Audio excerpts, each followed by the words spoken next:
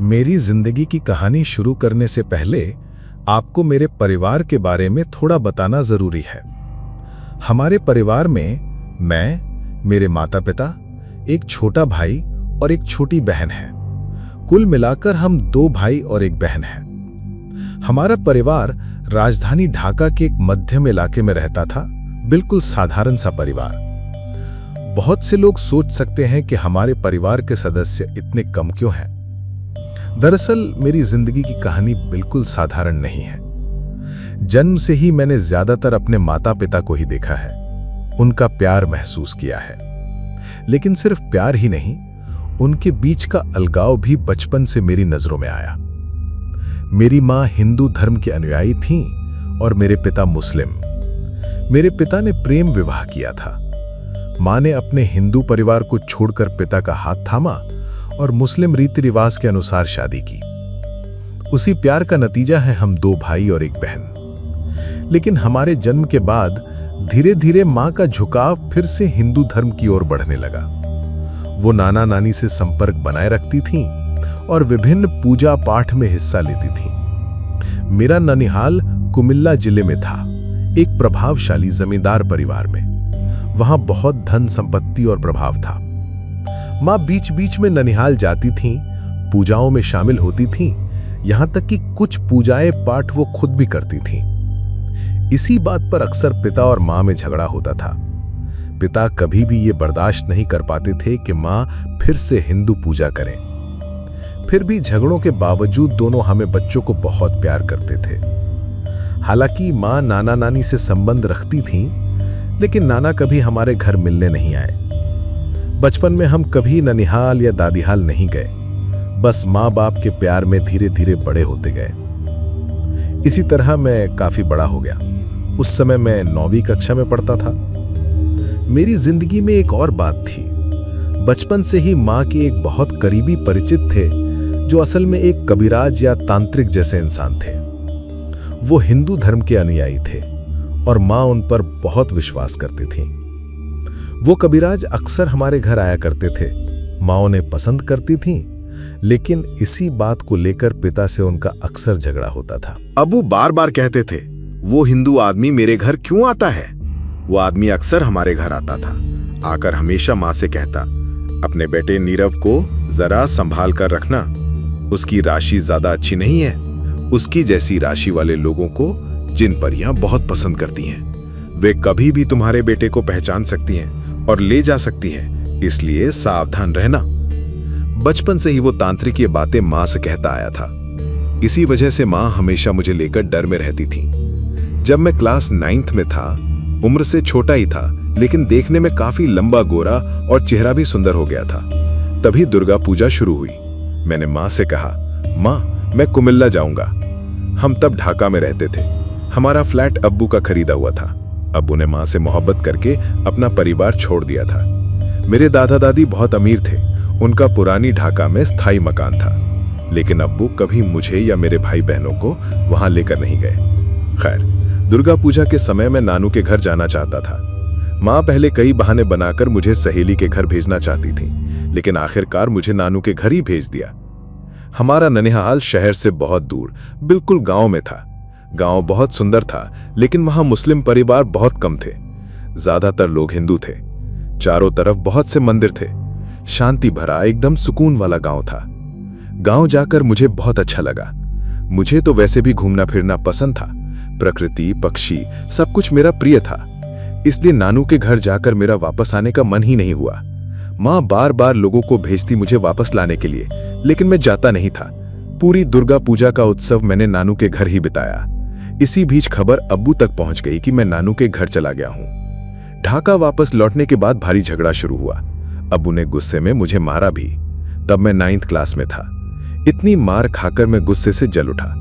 नाराज होकर मैंने फिर ढाका का घर छोड़ दिया और कुमिल्ला के नानू के घर चला गया। मां ने कई बार मुझे वापस लाने की कोशिश की, लेकिन मैं अब ढाका नहीं लौटा। सोचता रहा, अब्बू ने मुझ पर हाथ क्यों उठाया, क्यों मारा। उसी गुस्से में मैं कभी वापस नहीं गया। मैं नानू के घर पर ही रहने लगा। उसके बाद नाना भाई ने मुझे स्थानीय एक स्कूल में 9th क्लास में दाखिल करा दिया। हैरानी की बात थी, मैं मुस्लिम नाती था, लेकिन पढ़ाई कर रहा था पूरी तरह हिंदू मोहल्ले और हिंदू गांव में। फिर भी मैं छुप छुपाकर इस्लाम धर्म का पालन करता रहा। मैं हिंदू मोहल्ले में रहता था, फिर भी हिंदुओं के पूजा में जाता आनंद करता, लेकिन मैंने कभी हिंदू धर्म नहीं अपनाया। मैं हमेशा इस्लाम धर्म का ही पालन करता था।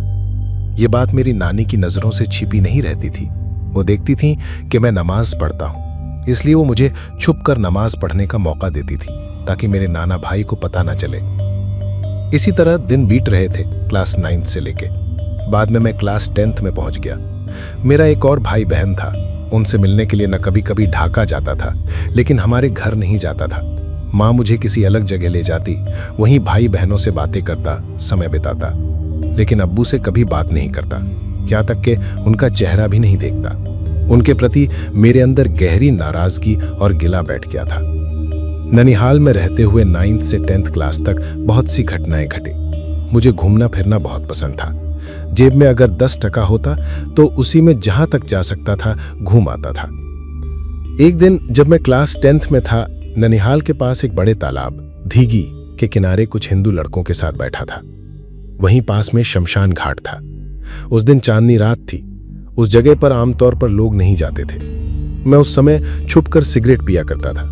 गांव के लड़कों के साथ उस तालाब के किनारे जाकर धूम्रपान करता, क्योंकि वहां लोग कम आते थे।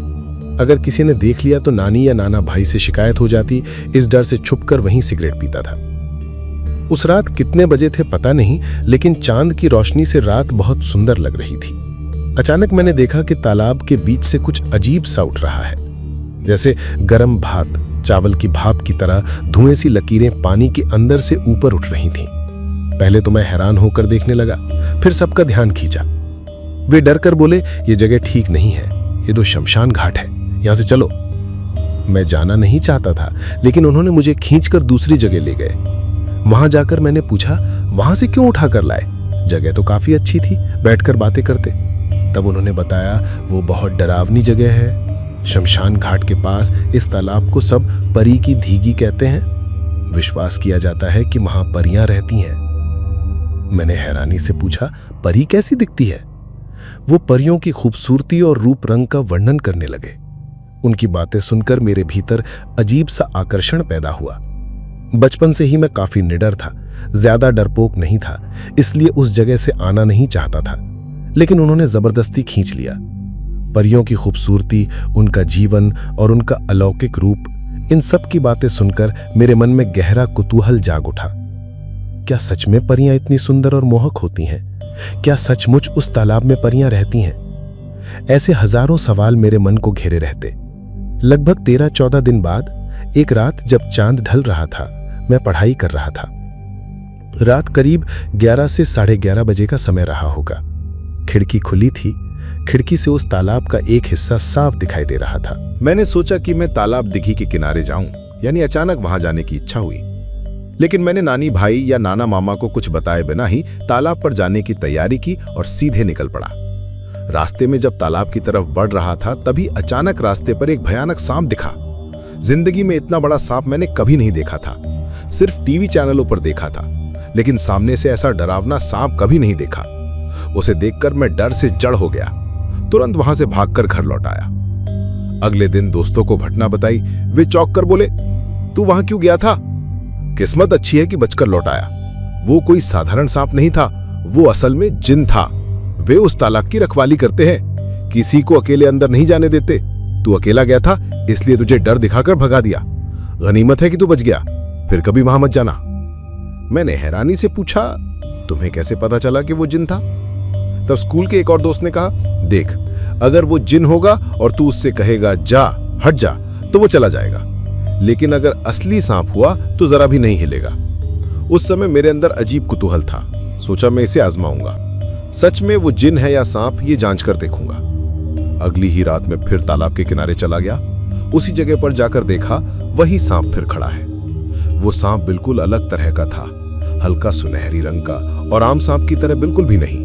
बहुत अनोखा और विचित्र सांप था। सांप को देखकर मेरी रूह सूख गई। फिर भी हिम्मत करके मैंने कहा, जा, हट जा। 2 बार ऐसा कहने के बाद अचानक सांप धीरे धीरे जंगल की तरफ खिसक गया। तब मुझे यकीन हो गया, ये असल में जिन था, सांप नहीं। अब मेरे अंदर हिम्मत आ गई। धीरे धीरे चलते हुए मैं तालाब के किनारे पहुंच गया। वहां देखा तालाब का पानी जैसे समंदर की लहरों की तरह हिल रहा है। लग रहा था जैसे कोई बीच में गोता लगाकर तैर रहा हो और वहां से लहरें चारों ओर फैल रही हों। मैं बहुत देर तक खड़ा होकर वो दृश्य देखता रहा। भीतर से एक अजीब सा सुख भी महसूस हो रहा था। लेकिन रात बहुत हो गई थी। लगभग 2 बजे मैं घर लौटा और सो गया। आंखें बंद करते ही आधी नींद में एक भयानक सपना देखा। सपने में जो चेहरा मैंने देखा उसका वर्णन करना लगभग असंभव है। जिंदगी में इतना डरावना चेहरा मैंने कभी नहीं देखा। आंखें जैसे बाहर निकली हुई थीं और आंखों से खून बह रहा था। इतना भयावह कि सपने के बाद मैं लगातार 3 दिन तक बुखार में पड़ा रहा। उस भयानक चेहरे ने मुझे सपने में कहा, तुझे आखिरी बार चेतावनी दे रहा हूं, फिर कभी उस जगह पर मत जाना। अगर दोबारा गया तो तुझे मार डालूंगा। उसके बाद एक के बाद एक धमकियां देने लगा। उन डरावनी बातों को सुनकर मैं पसीने पसीने हो गया। सुबह उठकर देखा सचमुच मुझे तेज बुखार आ गया है। लगातार 3 दिन तक उस बुखार से गुजरा। लेकिन इसके बाद भी मेरे अंदर एक अजीब सा अटूट कुतूहल पैदा हो गया। क्या सचमुच दुनिया में जिन जैसी कोई चीज होती है? क्या सचमुच कोई परियों का राज्य होता है? मैंने जो सपना देखा और जो धमकी मिली, क्या वो हकीकत थी या सिर्फ सपना? ऐसे हजारों सवाल मेरे मन में उमड़ने लगे। इसी बीच मैं एसएससी परीक्षा की तैयारी कर रहा था। एक दिन स्कूल से लौटते समय देखा कि एक ठाकुर मेरे सामने से जा रहा है। मैं उसे पहले नहीं जानता था। मेरे साथ जो 2 दोस्त थे उन्होंने ननिहाल के उस ठाकुर को देखा। ठाकुर को देखकर उन्होंने प्रणाम किया और उनसे बातें की। बात करने के बाद ठाकुर ने मेरी तरफ देखा, मुझे देखकर पूछा, तुम्हारा नाम क्या है? मैंने कहा, मेरा नाम नीरव हुसैन। तब उन्होंने कहा, तुम जरा संभल कर रहना। ये कहकर वे चले गए।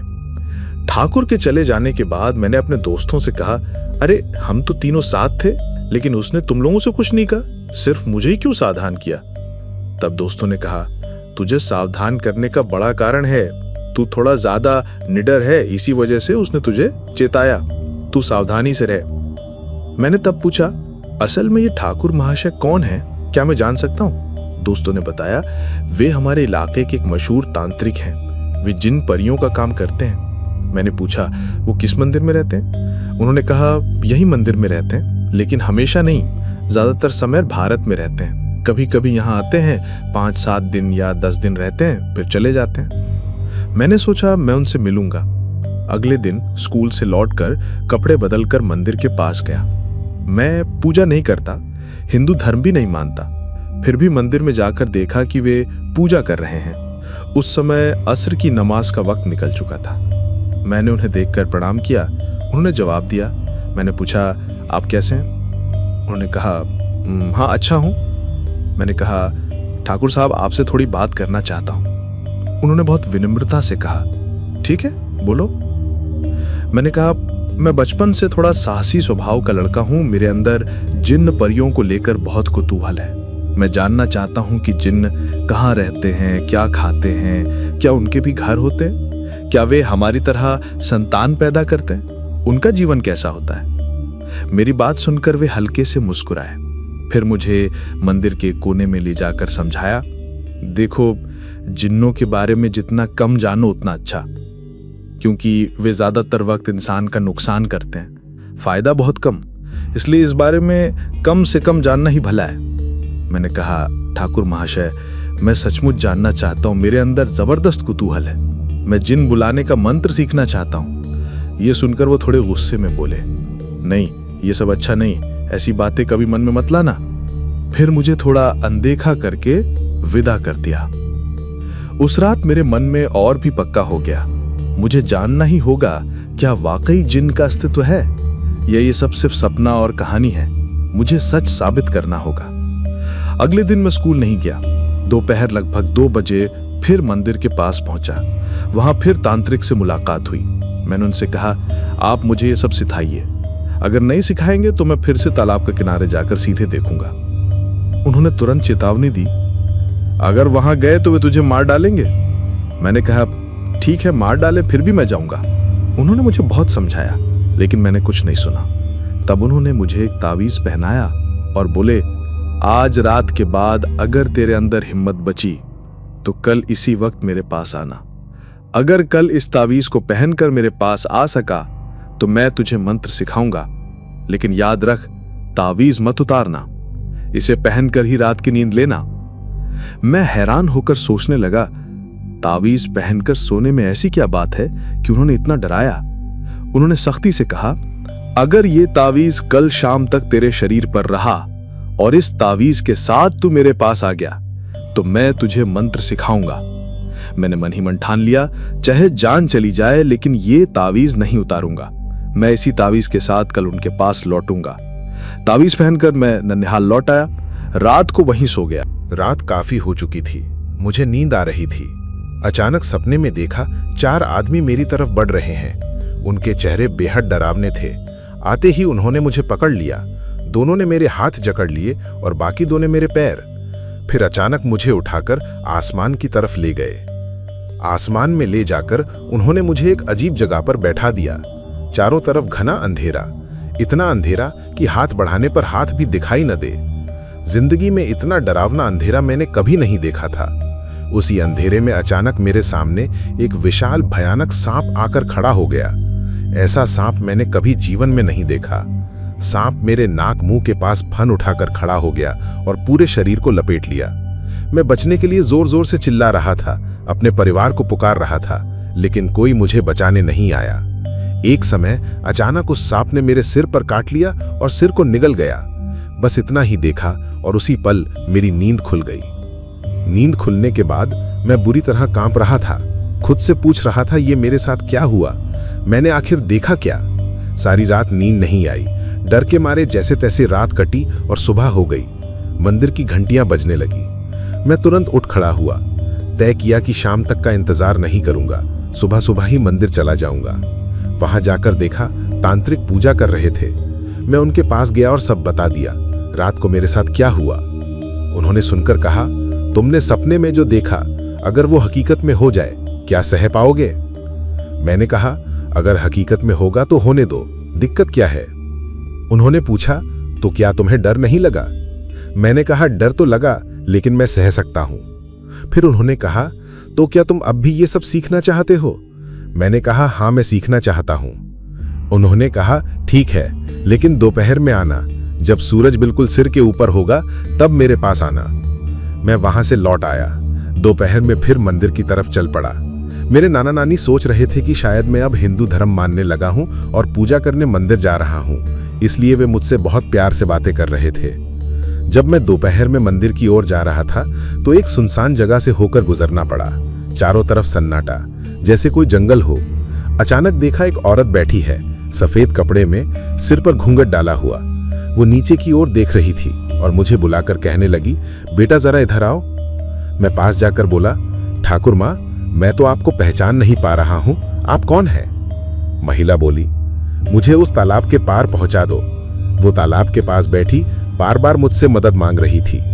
मैंने कहा, आप तो खुद जा सकती हैं। वो बोली, नहीं मैं चल नहीं सकती, अगर तुम कर सको तो मुझे उठाकर पार करा दो। मैंने उसका हाथ पकड़ा और उसे उठाने में मदद की। उसी क्षण अचानक एक तेज आंधी चली, हवा से उसका घूंघट हट गया। घूंघट हटते ही जो चेहरा मैंने देखा उसे शब्दों में बयान करना नामुमकिन है। इतना भयावह चेहरा मैंने जिंदगी में कभी नहीं देखा था। मैं तुरंत चीख पड़ा और भागता हुआ सीधे मंदिर में पहुंचा। वहां जाकर लोगों से पूछा, तांत्रिक कहाँ है? उन्होंने कहा, वे नहीं जानते। मैं मंदिर के भीतर बैठकर कांप रहा था, गला सूख रहा था। कुछ देर बाद आखिरकार तांत्रिक वहां आ पहुंचे। वो आकर मुझसे बोला, क्या बात है, इस तरह हाँफ क्यों रहे हो?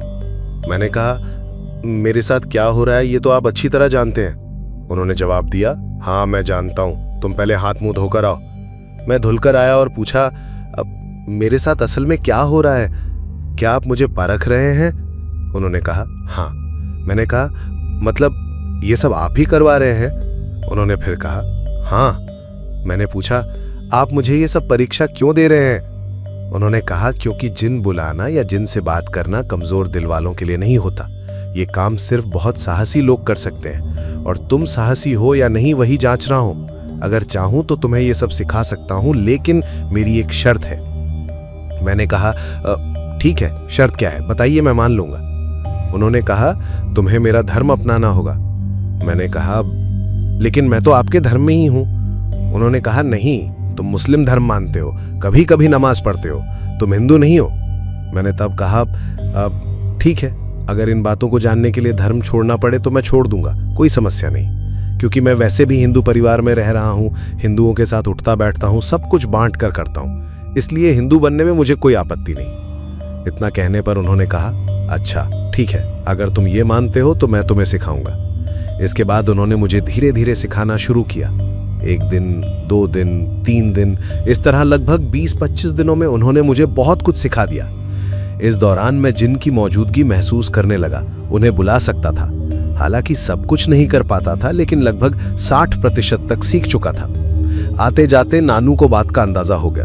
उन्हें शक हुआ कि शायद मैं इन चीजों में फंस गया हूं। तब नानू ने तांत्रिक को कड़ी फटकार लगाई और मुझे घर से बाहर निकलने नहीं दिया।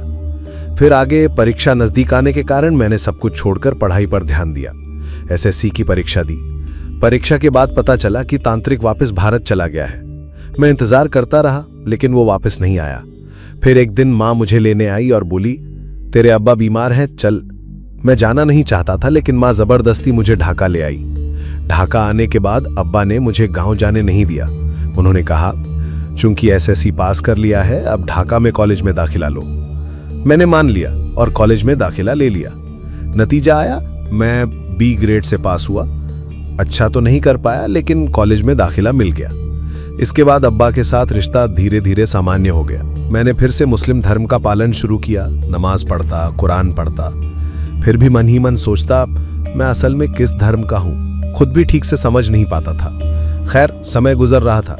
कभी कभी सोचता, क्या मैंने सच में जो सीखा था उसे भूल रहा हूँ, क्योंकि वो कबीराज तो वापस आया नहीं। एक दिन मैं घर की छत पर बैठा था, सोचा थोड़ा अभ्यास करूं, देखूं असल में कितना याद है, कितना सीख पाया हूं। तभी मैंने फिर से जिन की मौजूदगी तलाशनी शुरू कर दी। मैं जिन को देख सकता था या महसूस कर सकता था कि हमारे बिल्डिंग के आसपास कहाँ जिन का अस्तित्व है, कहाँ कितने जिन हैं, ये भी मैं महसूस कर सकता था, यहाँ तक कि गिन भी सकता था। इस तरह करते करते एक समय मैंने अपने मंत्रों के जरिए एक जिन को बुलाया। बुलाने पर एक हिंदू जिन मेरे पास आया। मैंने उससे बातें करने शुरू किया। कुछ बातें हुई, लेकिन अगर मैं उसे किसी के शरीर पर सवार कर पाता तो और साफ तरीके से बातचीत हो सकती। उस समय सब कुछ पूरी तरह स्पष्ट नहीं था, इसलिए बातचीत काफी देर तक चलती रही। ये सब मेरी छोटी बहन ने देख लिया। वो जाकर मेरे अब्बू से कह दी, भाई छत पर जाकर कुछ कर रहा है। अब्बू को लगा कि मैं नानू के घर रहते हुए ये सब पैरानॉर्मल चीजें सीख आया हूं। दरअसल मैं वही कर रहा था जिसका अब्बू को शक था। अब्बू ने मुझे बहुत समझाया और कहा, कभी ये काम मत करना, ये ठीक नहीं है। लेकिन मैंने उनकी बात नहीं मानी। करीब 3-4 दिन बाद मैं फिर घर की छत पर गया, फिर से अपनी खोज शुरू की। उस दिन मैं सीधे एक जिन को बुलाने में सफल हुआ। वो मेरे पास आया और मैंने उससे उनके जीवन और अन्य विषयों पर बातें करनी शुरू कर दी। बीच बीच में मैं बहुत सी बातें लिख भी रहा था, जिनसे हुई बातचीत, तंत्र मंत्र के विषय सब नोट करता था। बातें करते करते मैंने उस जिन को अपने शरीर में बुला लिया। शरीर के अंदर होने पर भी मैं नियंत्रण में था और समझ पा रहा था कि वो मेरे शरीर में है। उस समय भी मैं उससे बातें करता रहा। रात होने पर मैं नीचे उतर आया और किसी से कुछ नहीं बोला, चुपचाप अपने कमरे में जाकर लेट गया।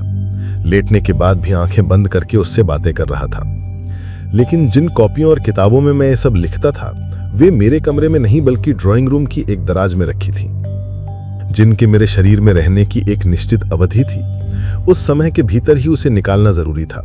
इसके लिए मेरी लिखी चीजें चाहिए थीं, पर वो मेरे पास नहीं थीं। मैंने दरवाजा खोलने की भी कोशिश की, मगर बाहर से बंद था। बार बार कोशिश करने के बाद भी बाहर नहीं निकल पाया। आखिरकार मैं कमरे में ही बेहोश हो गया। कितने घंटे तक बेहोश रहा ये मुझे पता नहीं। जब होश आया तो पाया कि मैं मानसिक रूप से बहुत कमजोर हो गया हूं। कुछ याद नहीं रख पाता था, जो करता पल भर में भूल जाता। इसके बाद मुझे कई ओझाओं और फकीरों के पास ले जाया गया। उन्होंने ताबीज कवच दिए, तरह तरह की दुआएं पढ़कर सुनाई। उन्होंने मुझे ठीक करने की कोशिश की, लेकिन मैं पूरी तरह से ठीक नहीं हो पाया। आखिरकार मेरा दिमाग पूरी तरह खराब हो गया। एक तरह से मैं पागल हो गया। घर में बैठा रहता और लगातार सांप की तरह फुक्कार की आवाजें करता। बहुत भयानक हालत में मैं पहुंच गया था। मैं एक बेहद भयावह स्थिति में पहुंच गया। किसी से बात नहीं करता था, किसी के सामने नहीं जाता था, अकेले ही अपने आप में रहता। अंदर ही अंदर एक भयानक स्वभाव और मानसिकता काम करने लगी थी। इस तरह दिन रात कटते कटते एक समय मैं पूरी तरह पागल हो गया, और वो पागलपन 1-2 दिन का नहीं बल्कि लगातार 3 साल तक रहा। इन 3 वर्षों में मेरे माँ बाप मुझे अनगिनत हजरतों, ओझाओं और तांत्रिकों के पास लेकर गए, लेकिन खास कोई फायदा नहीं हुआ। आखिरकार अल्लाह की अपार रहमत से धीरे धीरे मैं ठीक होने की ओर लौटने लगा। हालांकि उन 3 सालों की कोई याद मुझे नहीं है, मैं कहाँ था, क्या करता था, मेरे साथ क्या हुआ, सब कुछ भूल गया हूँ। जो लोग ऐसे काम करते हैं, ऐसे प्रैक्टिस करते हैं, उनसे मैं बार बार गुजारिश करूंगा, मेरी तरह अपनी जिंदगी बर्बाद मत कीजिए। सच कहूं तो जिन से संपर्क और इन तंत्र मंत्र की वजह से ही मेरी पढ़ाई खत्म हो गई। परिवार के साथ रिश्तों में तनाव आ गया। मेरी जिंदगी के 3 साल बिना वजह बर्बाद हो गए। बिना किसी गुनाह के मैं घर में कैद रहा। मुंह में खाना डाल दिया जाता तो खा लेता, बाकी समय पागल की तरह तड़पता। आखिरकार उस जिन ने मेरा दिमाग लगभग नष्ट कर दिया था। 3 साल बाद धीरे धीरे मैं कुछ हद तक ठीक होने लगा, सेहतमंद होने की राह पर लौट आया। वो समय 2006 या 2007 का रहा होगा। मैं लगभग सामान्य हो गया, लेकिन पढ़ाई फिर शुरू नहीं की। अब्बू के कारोबार में कभी कभी बैठ जाता, व्यापार के काम देख लेता। इस तरह दिन बीतने लगे। मेरे अंदर बचपन से ही घूमने फिरने की चाहत थी, खासकर बरसात के मौसम में बाहर निकलने की इच्छा होती थी। इसलिए 2007 के आसपास मैंने निश्चय किया कि मैं बांदरबन घूमने जाऊंगा। उस समय बांदरबन शहर इतना विकसित नहीं था, बहुत कठिन और मुश्किल हालात थे। फिर भी मैंने वहां कैंपिंग करने की योजना बना ली। मैंने अब्बा अम्मी से बताया कि मैं बांदरबन में कैंपिंग करना चाहता हूं और 3-4 दोस्तों को साथ ले जाना चाहता हूं। पहले तो वो राजी नहीं हुए, मगर बाद में सोचा कि मैं इतने दिन घर में कैद और बीमार रहा हूं, अगर दोस्तों के साथ घूमने जाऊंगा तो दिमाग कुछ हल्का होगा। इसलिए उन्होंने इजाजत दे दी। लेकिन किस्मत की मार से मेरे दोस्तों ने अचानक अपना इरादा बदल लिया। साफ कह दिया कि वो नहीं जाएंगे, अगर जाना ही है तो मैं अकेला जाऊं। दोस्तों के पीछे हट जाने पर भी मेरी यात्रा की इच्छा नहीं रुकी। मैंने ठान लिया कि अकेले ही बांदरबन जाऊंगा और अकेले ही कैंपिंग करूंगा। आखिरकार मैं अकेला ही निकल पड़ा। बस से ढाका से बांदरबन पहुंच गया। उस समय बांदरबन शहर इतना विकसित नहीं था। सुबह जब मैं बांदरबन पहुंचा तो एक होटल में ठहरा। वहां शाम और अगले दिन दोपहर तक रुका। फिर दोपहर के समय चांदेर गाड़ी पकड़कर नीलगिरी गया। नीलगिरी से आगे मोटर बाइक पर बैठकर और अंदर की ओर निकल पड़ा, रामू या उसके आसपास के द्वीपीय इलाकों की तरफ। वहां पहुंचकर मैं जगह ढूंढने लगा जहां कैंप किया जा सके, पानी का इंतजाम हो, जरूरत पड़ने पर खाना लाया जा सके और कुछ दिन ठहरा भी जा सके। पास ही एक छोटे दुकानदारों वाला गांव था। वहां से खाने पीने का सामान लेकर मैं पहाड़ों के और गहराई में चला गया। बहुत अंदर जाकर, जहां पहाड़ी लोगों की कोई बस्ती नहीं थी, वहीं मैंने अपने ढंग से एक कैंप बना लिया। पहले दिन शाम ढलते ही बारिश शुरू हो गई। सच कहूं तो जितने दिन मैं वहां रहा, हर दिन गोधूली ढलने और अंधेरा होते ही बारिश होती थी। जगह बिल्कुल पहाड़ की चोटी पर थी। पास ही एक छोटा कुआं था, वहीं से मैं पानी लाता। खाने के लिए अक्सर बहुत दूर जाना पड़ता, इसलिए चावल, दाल और सूखा सामान मैं एक साथ जमा करके रखता था। मैंने अकेले ही पहली रात काटी, दूसरी रात भी काटी। आज जब मैं किसी को बताता हूं तो सब हैरान होते हैं कि मैं कैसे इतना अंदर पहाड़ की ऊंचाई पर रात में अकेला रह पाया। लेकिन सच यही है कि मैं रहा और मुझे कोई डर महसूस नहीं हुआ। तीसरी रात का वाकया अलग था। रात लगभग 2:30 से 3 बजे के बीच अचानक धूप यानी अगरबत्ती की गंध से मेरी नींद खुल गई। आसपास तो कोई बस्ती ही नहीं थी, फिर ये गंध कहां से आ रही थी? बाहर निकलकर देखा, मेरे कैंप से लगभग 3 पहाड़ दूर एक जगह पर रोशनी जल रही थी। पहले 2 रातों में वहां रहते हुए मैंने कभी ऐसी रोशनी नहीं देखी थी। वो रोशनी दिए जैसी थी, मशाल जैसी नहीं, एक अनजानी चमक। मैं दंग रह गया। धूप की गंध लगातार आ रही थी। कुछ सोचे बिना फिर लेट गया और सुबह उठकर नाश्ता बनाया। फिर दूरबीन से उस तरफ नजर डाली तो लगा जैसे पहाड़ के भीतर कोई छोटा सा घर हो। सुबह लगभग 10:30 बजे मैं पैदल चलना शुरू किया। अपने कैंप से उस जगह तक पहुंचने में 3 पहाड़ पार करने पड़े।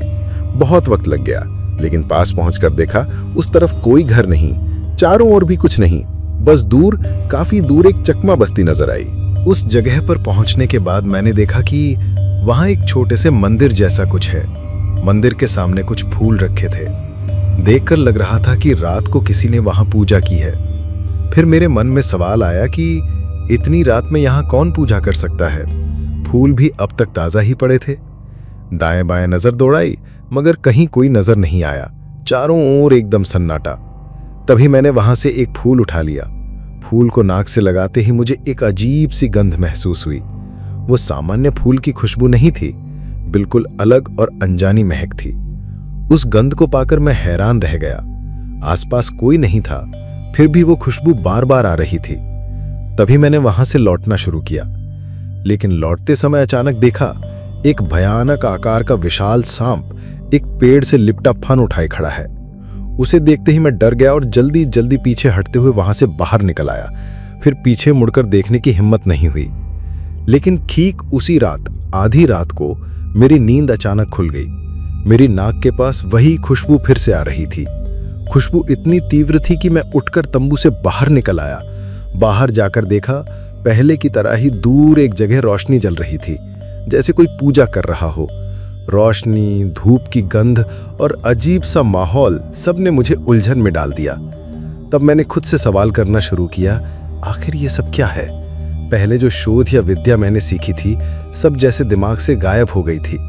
लगता था जैसे मुझे जानबूझकर भुला दिया गया हो, किसी तांत्रिक या ओझा के असर से, मैं नहीं जानता। सुबह होने पर मैं फिर उसी जगह गया। सुबह करीब 9:30 बजे पहुंचा तो देखा एक लाल कपड़े पहने लड़की बैठकर पूजा कर रही है। मैंने उसे प्रणाम किया। उसने मेरी तरफ देखा।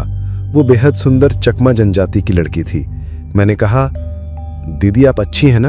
वो बोली, हाँ मैं अच्छी हूँ, आप कैसे हैं? मैंने कहा, जी मैं भी अच्छा हूँ। फिर उसने पूछा, आप कहाँ रहते हैं? मैंने दूर अपने तंबू की ओर इशारा करके कहा, मैं वहाँ रहता हूँ। वो चौंक कर बोली, वहाँ कोई रहता है? मुझे तो पता नहीं था, वहाँ तो कोई इंसान नहीं रहता। मैंने कहा, हाँ मैं तंबू लगाकर कैंपिंग कर रहा हूँ। दरअसल मेरा घर ढाका में है, मैं टूरिस्ट हूँ। वो बोली, कोई टूरिस्ट यहाँ नहीं आता, ये टूरिस्ट इलाका नहीं है। आमतौर पर लोग उस तरफ तक आते हैं, लेकिन इतना अंदर कोई नहीं आता। मैंने कहा, नहीं मैं जानबूझकर ही कैंपिंग करने आया हूँ। तब लड़की ने मुझसे कहा, आप यहाँ से चले जाइए, ये रहने की जगह नहीं है, आपके लिए अच्छा होगा। लेकिन मैंने कहा, नहीं मैं यहीं रहूंगा, ये जगह मुझे पसंद आई है। वो फिर से चेतावनी देकर बोली, नहीं ये अच्छी जगह नहीं है, यहाँ कोई नहीं रहता, आपका चले जाना ही बेहतर होगा। तब मैंने उससे पूछा, आप कहाँ रहती हैं? उसने उंगली से दूर एक बस्ती की ओर इशारा करके कहा, मैं उस बस्ती में रहती हूँ। वो बस्ती खुली आंखों से यहाँ से दिखाई नहीं देती थी। मैंने कहा, अच्छा तो आप उस बस्ती में रहती हैं, आपका नाम क्या है? उसने उत्तर दिया, मेरा नाम सीता है। मैंने कहा, अच्छा सीता, तो मतलब आप हिंदू हैं? वो बोली, हाँ मैं हिंदू हूँ। मैंने पूछा, तो आप उस बस्ती से पैदल चलकर यहाँ आती हैं? उसने सिर हिलाकर कहा, हाँ आती हूँ। मैंने फिर पूछा, तो क्या यहाँ और कोई पूजा करता है? वो बोली, नहीं कोई और नहीं आता, ये मंडप बहुत छोटा है इसलिए मुझे ही अच्छा लगता है, मैं अकेली ही यहाँ पूजा करती हूँ। मैंने कहा, अच्छा अगर मैं अपनी जिंदगी की कुछ बातें आपसे साझा करूं, थोड़ी बातें करूं तो कैसा रहेगा? वो हंसते हुए बोली, ठीक है कहिए। उस दिन पहाड़ की चोटी पर बैठकर हमारी पहली बातचीत हुई। मैंने उसे अपनी जिंदगी की कई घटनाएं सुनाई। मैंने बताया कि मेरी माँ हिंदू हैं और पिता मुसलमान। वो सब कुछ गहरी रुचि से सुन रही थी, मानो वो उन कहानियों का आनंद ले रही हो। फिर उसने कहा, आप बैठिए, मैं आपके लिए खाने का इंतजाम करती हूँ। उस समय दोपहर लगभग 12 बजे थे। मैंने कहा, खाना यहां आपको कहां से मिलेगा? वो बोली, पीछे एक जगह है जहां मैं कभी कभी रहती हूं, वहीं से ला सकती हूं। वो पीछे चली गई और कुछ देर बाद एक गट्ठर ताजे फलों का लेकर लौटी। फल इतने ताजा थे कि लगता था जैसे अभी अभी पेड़ से तोड़कर लाई हो। मैं हैरान होकर बोला, इतने ताजे फल आपको कहां से मिले? वो बस मुस्कुराई और बोली, आप खाइए। मैंने फल खाए और खाकर बहुत अच्छा लगा। फिर मैंने उससे कहा, अगर मैं कभी कभी यहां आकर आपसे बातें करूं तो कोई समस्या तो नहीं होगी? वो हंसते हुए बोली, नहीं कोई समस्या नहीं होगी। मैं अब भी चकित था, इतने घने जंगल में ये लड़की इतनी सुंदर शुद्ध बांग्ला भाषा बोल रही थी। यहाँ की जनजातियां आमतौर पर टूटी फूटी बांग्ला बोलती हैं, ज्यादातर अपनी भाषा का इस्तेमाल करती हैं, लेकिन सीता तो बिल्कुल हमारी तरह साफ और धारा प्रवाह बांग्ला बोल रही थी। ये बात मुझे बहुत अजीब लगी। इसके बाद लगभग हर दिन मैं दिन के समय उससे मिलने जाता था, रात में कभी नहीं। धीरे धीरे हमारे बीच एक अजीब सा खिंचाव पैदा होने लगा। करीब 15 दिन तक मैं वहां कैंपिंग करता रहा और सीता से नियमित मुलाकात होती रही। एक दिन मैंने उससे पूछा, आपका घर तो दूर है, तो रात में यहां पूजा कौन करता है? वो बोली, मैं ही करती हूं। मैं हैरान होकर बोला, आप रात में यहां अकेली पूजा करती हैं? ये तो बहुत अजीब लगता है। 15 दिनों में ही मैंने सीता के प्रति एक अजीब सी मोहब्बत महसूस करना शुरू कर दिया था। शायद वो सचमुच प्यार भी हो सकता था। 15 दिन बाद मैं वापस ढाका लौट आया। उस समय मोबाइल फोन का इतना चलन नहीं था और उस जगह पर तो नेटवर्क भी नहीं था। ढाका पहुंचकर मैंने सारी घटना अपनी मां को बताई। मां बहुत उत्सुक हो गई। चूंकि वो हिंदू धर्म से थीं, मंदिर देखने की उनमें हमेशा चाह रहती थी। उन्होंने मुझसे कहा, मुझे उस मंदिर को दिखाने ले चल। कुछ दिन बाद मैं मां को लेकर फिर मंदिर गया, लेकिन हैरानी की बात, सीता वहां नहीं थी। मैंने बहुत खोजा, चारों ओर घूम घूम कर देखा, मगर कहीं भी उसका पता नहीं चला। हालांकि मां ने मंदिर में पूजा की। पूजा के बाद मां बोली, तू यहाँ कैंपिंग करने क्यों आया था? ये जगह तो बिल्कुल भुतहा लग रही है, रहने की जगह नहीं है। मैं मां को लेकर लौट आया, लेकिन अंदर ही अंदर सीता के लिए एक अजीब सा खिंचाव मुझे बार बार बेचैन करने लगा। मेरे भीतर एक अजीब सी चाहत जाग रही थी। लगता था जैसे किसी भी हाल में मुझे सीता के पास जाना है, उसके साथ ही रहना है। मैं मानो उसके लिए पागल होता जा रहा था। आजकल तो इंटरनेट, फेसबुक, मोबाइल कॉल के जरिए आसानी से बात हो जाती है, लेकिन तब ऐसी कोई सुविधा नहीं थी। कुछ दिन बाद मैं फिर उस जगह चला गया। रात को निकलकर सुबह से दोपहर के बीच अपने पुराने कैंप वाले स्थान पर पहुंचा। वहां से 3 पहाड़ पार करके फिर मंदिर की तरफ गया। उस समय शाम ढलने को थी। असर दोपहर बाद का वक्त निकल चुका था।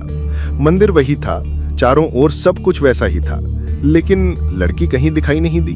मुझे याद आया, जब मां को लेकर आया था तब भी वो नहीं मिली थी। आज अकेला आया हूं, फिर भी नहीं दिख रही। मन ही मन सोच रहा था, क्या वो अब यहां नहीं रहती? क्या वो कहीं चली गई? तो मैं जो इतनी दूर से आया, अब क्या करूं? इन्हीं ख्यालों में डूबा था कि देखा सूरज पहाड़ की ओट में जा रहा है। ठीक सांझ ढलने के कुछ बाद मैंने उसे आते देखा। उसके हाथ में पूजा का एक थैला था।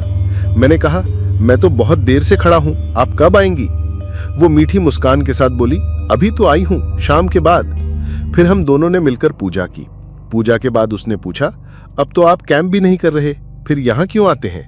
मैंने कहा, असल में मैं मां को आपको दिखाने लाया था, लेकिन उस दिन आप नहीं मिली। आज अकेला आया हूं, आपको ना देखकर बहुत बुरा लग रहा था। बातें करते करते रात हो गई। उसने कहा, मैं आज रात यहीं रहूंगी, बस्ती नहीं जाऊंगी। फिर उसने मुझसे पूछा, आप कहां जाएंगे? मैंने कहा, मेरे पास भी कोई ठिकाना नहीं है। वो कुछ देर मेरी ओर देखते रही, फिर बोली, मैं आपको अपने ठिकाने पर ले जा सकती हूं, लेकिन एक शर्त है। मैंने पूछा, कौन सी शर्त?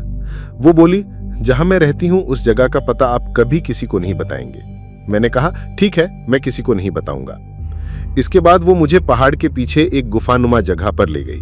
भीतर जाते ही लगा जैसे ये कोई राजसी ठिकाना हो।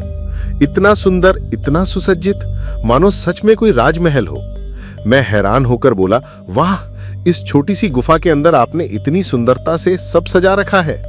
लड़की ने शांत स्वर में कहा, यही है मेरी दुनिया। उस दिन वो मुझे इतनी अच्छी लगी कि मन ही मन ठान लिया मैं उससे शादी करूंगा। उसी रात मैं वहीं ठहरा, लेकिन रात की कोई याद मेरे पास नहीं है। लगता है जैसे मैं सोया नहीं था, बल्कि बेहोश था। सुबह जब मेरी आंख खुली तो देखा वो लड़की मेरे सामने खड़ी है। उसने फिर मेरे लिए ताजे फल लाकर रखे थे। फल खाने के बाद मैंने उससे कहा, चलो मेरे साथ ढाका चलो। वो शांत भाव से सिर हिलाकर बोली, नहीं, मैं पहाड़ छोड़कर कहीं नहीं जाऊंगी। मैंने उससे कहा, मेरे साथ चलो, मैं तुम्हें अपने घर ले चलता हूं।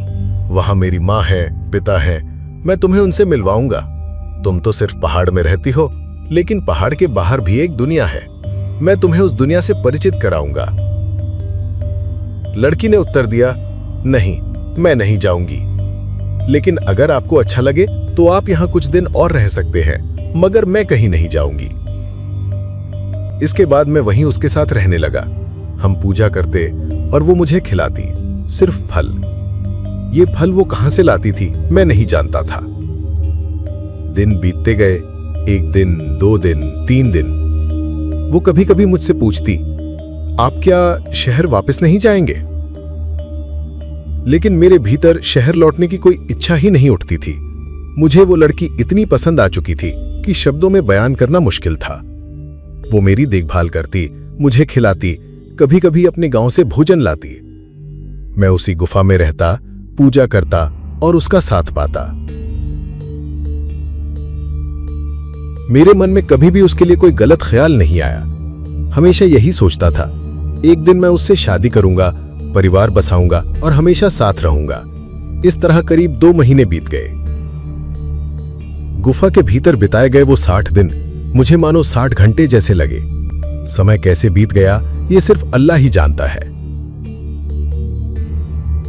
लेकिन एक अजीब बात होती थी, रात की मुझे कोई याद नहीं रहती थी।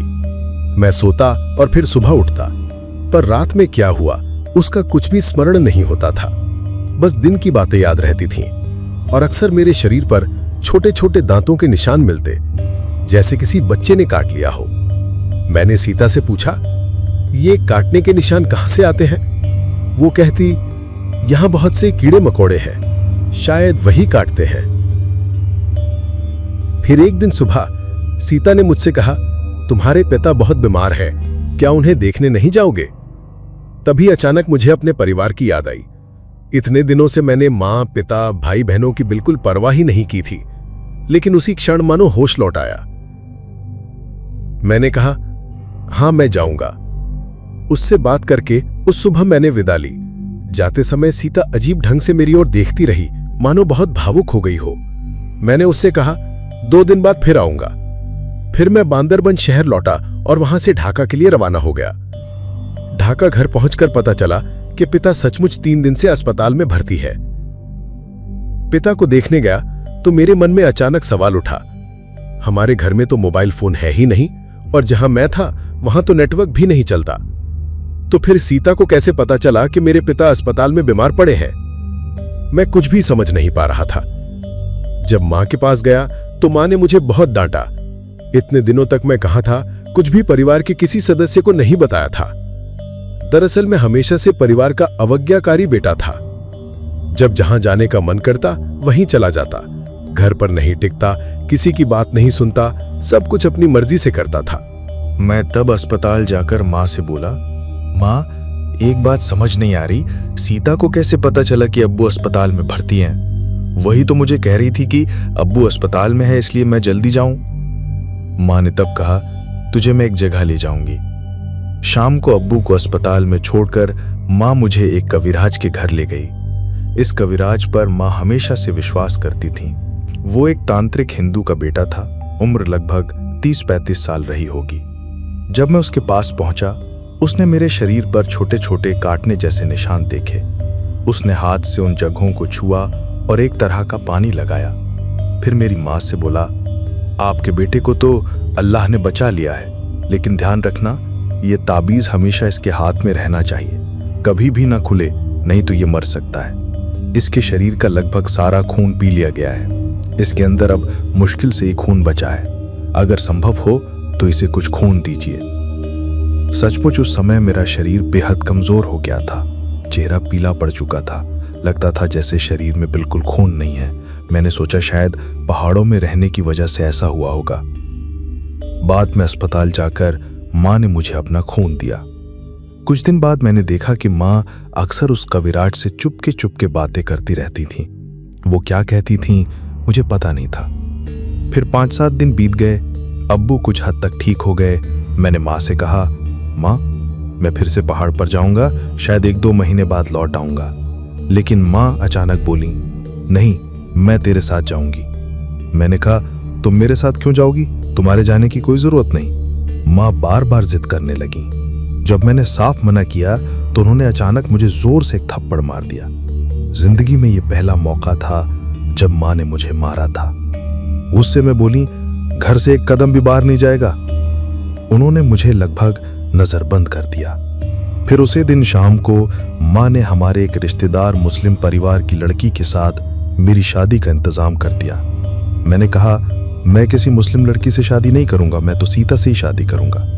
लेकिन जबरदस्ती 3 दिन के भीतर ढाका में मेरी शादी करा दी गई। लड़की का नाम था नाज़मीन अख्तर। शादी के बाद भी मैं सीता को भूल नहीं पा रहा था। मैंने माँ से उसके बारे में कहा। तब माँ ने नाज़मीन को चेतावनी दी कि सुनो, इसके हाथ का ताबीज कभी भी नहीं खुलना चाहिए, तुम इसका खास ध्यान रखना। इस तरह मुझे कड़ी निगरानी में रखा गया। दिन बीतते गए, हफ्ते बीतते गए, लगभग 7 महीने तक मैंने गृहस्थी की। अजीब बात यह थी कि इस पूरे समय में मुझे सीता की कोई याद ही नहीं आई। मानो मैंने सब कुछ भुला दिया हो। लेकिन एक दिन लगभग फजर की अजान से पहले नींद से उठकर मैंने देखा कि घर में बहुत लोग बातें कर रहे हैं। कुछ दिनों से देख रहा था कि माँ उस कविराज को बार बार घर बुला रही थी। उस दिन सुबह सुबह डाइनिंग रूम में गया तो देखा माँ, अब्बू, बहन और वही तांत्रिक बैठे हैं। मैं हैरान होकर बोला, इतनी सुबह सुबह क्या हो रहा है? अभी तो अजान भी नहीं हुई। माँ ने शांत स्वर में कहा, तू गुस्ल करके तैयार हो जा, हम अभी एक जगह जाएंगे। मैंने माँ से कहा, माँ मैं नहा कर तैयार हो जाऊं, लेकिन हम कहाँ जा रहे हैं? माँ ने कहा, चलो हम एक जगह जाएंगे।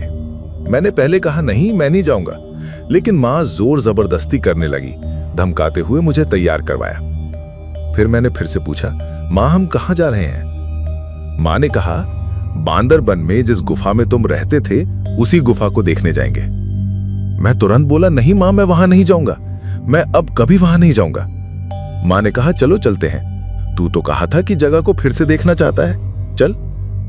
काफी मनमुटाव और नाना करने के बाद अंततः मैं मान गया। माँ, पिताजी और उस कविराज के साथ हम रवाना हुए। छोटी बहन को घर पर रखा गया। हमारी अपनी कार थी, उसी से दोपहर में हम निकल पड़े। रात के अंतिम हिस्से में हम बांदरबन शहर पहुंचे। अगले दिन सुबह चांद की गाड़ी पकड़ी और पहाड़ के भीतर गए। फिर वहां से पैदल चलते हुए उस जगह पहुंचे जहां पहाड़ की चोटी पर एक मंदिर था। जब मंदिर के पास पहुंचे देखा मंदिर पूरी तरह टूट फूट गया था, लगभग कुछ भी बाकी नहीं था। मैंने मन ही मन सोचा, काफी महीने से नहीं आया, शायद सर्दियों के तूफानों की वजह से यह स्थिति हुई। फिर कविराज ने कहा, आप लोग असल में कहां रहते थे? मैंने अपनी पूरी कहानी मां को पहले ही बता दी थी। मां ने फिर सब कुछ तांत्रिक को खोलकर बताया। फिर मैं तांत्रिक के साथ उस पहाड़ के पीछे वाली जगह गया जहां मैं रहता था। वहां पहुंचते ही उन्होंने चारों ओर पानी छिड़कना शुरू किया। एक समय अंदर पहुंचकर दिखा जहां सीता रहती थी वहीं एक विशाल और भयानक सांप था। सांप को इतना बड़ा देखकर मैं दौड़ पड़ा। माँ और पिताजी भी दौड़े, लेकिन तांत्रिक अंदर गए। हम बाहर खड़े रहे। अंदर से वो केवल चिल्ला रहा था, कोई अंदर ना आए, कोई अंदर ना आए। लगभग 1.5 घंटे बाद वो पसीने में भीगकर बाहर आए। उनके हाथ में एक बैग था। मैंने पूछा, क्या बैग में आपने सांप ले लिया? उन्होंने कहा, नहीं, मैंने हाथ लगाकर देखा, अंदर कोई सांप नहीं था। लेकिन बैग लेकर वो सीधे बाहर आए और बोले, चलो अब इसी समय ढाका वापस चलते हैं। हम बांदरबन से सीधे ढाका लौट आए। उस दिन शाम 4 बजे से 4:30 बजे के बीच ढाका पहुंच गए। लेकिन रात को सोते समय मुझे भयानक सपना आया। एक विशाल सांप मुझे पीछे से पीछा कर रहा था, दौड़ रहा था और पूरी रात मुझे दौड़ाता रहा। सुबह नींद से उठकर मैंने मां को सब बताया। मां मुझे फिर तांत्रिक के पास लेकर गई। उन्होंने पानी छिड़का और तावीज दिया, लेकिन कोई फायदा नहीं हुआ। अगली रात भी वही घटना, सांप मुझे दौड़ाता रहा। फिर से तांत्रिक के पास गया। उन्होंने नया तावीज दिया, पानी छिड़का, फिर भी कोई असर नहीं हुआ। इस तरह 1 दिन, 2 दिन, 3 दिन बीत गए। मैं धीरे धीरे थकने लगा, क्योंकि हर रात वही दुष्स्वप्न, सांप मुझे पीछा करता। मैं ठीक से सो भी नहीं पा रहा था। इस तरह लगातार नींद ना आने के कारण मैं बहुत कमजोर हो गया। मुझे यहाँ तक कि अस्पताल में भर्ती भी होना पड़ा। अस्पताल के बिस्तर पर लेटे हुए भी मैं वही सपना देखता। सांप मुझे पीछे से पीछा कर रहा था। केवल सांप ही नहीं, बल्कि वो मुझे लगातार दौड़ाता रहा। उसके बाद मुझे कई कविराजों और हजूरों के पास ले जाया गया। 2008 से लेकर अब 2025 तक इतने सालों में मैं अनगिनत कविराजों, हजूरों और तांत्रिकों के पास गया, लेकिन कोई भी मुझे ठीक नहीं कर सका। जितनों के पास भी मेरे माँ बाप ने मुझे ले जाया, एक भी परिणाम नहीं मिला। आज तक इस समय भी मैं हर रात वही सपना देखता हूँ। कल रात भी उसी भयानक सांप का सपना मुझे पीछा करता रहा। इस बीच एक और घटना हुई। मेरी पत्नी के साथ मेरे 2 बच्चे हुए और दोनों बच्चे हिजड़ा, इंटरसेक्स पैदा हुए। इसके बाद डर के कारण हमने और बच्चे नहीं किए।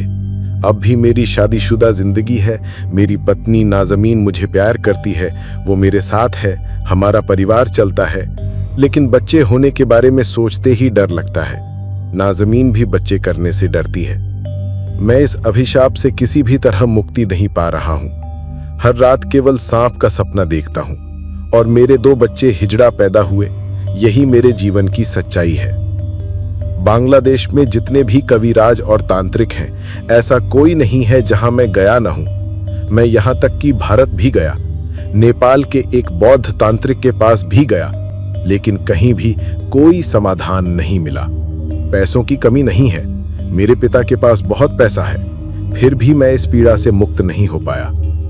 भाई, आज मैं आपको अपनी ये वास्तविक कहानी सुनाया। अगर किसी तरह आपको किसी अच्छे कविराज का पता हो और उनकी मदद से मैं ठीक हो सकूं, तो जो भी आप चाहेंगे मैं देने के लिए तैयार हूं। अब मैं एक तरह का मृत्यु पथ यात्री बन गया हूं। मेरा परिवार है, पत्नी है, लेकिन बच्चे नहीं हैं, और अगर होते भी हैं तो हिजड़ा पैदा होते हैं। मैं समझ नहीं पा रहा कि क्या करूं। सांप के डर से मैं एक रात भी शांति से सो नहीं पाता। अगर आप कर सकें तो मेरी थोड़ी मदद करें। अल्लाह हाफिज।